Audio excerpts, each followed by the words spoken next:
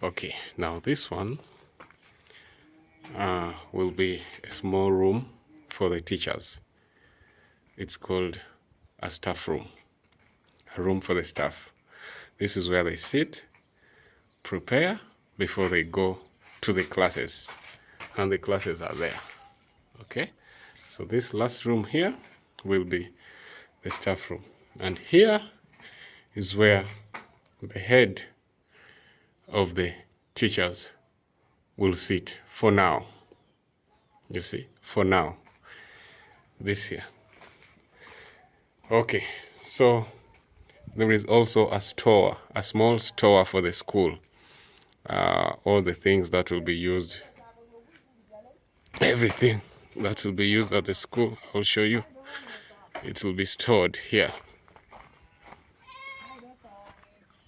Here, that is everything that will be used in the school will be stored here. It's quite big. And then behind looks like that.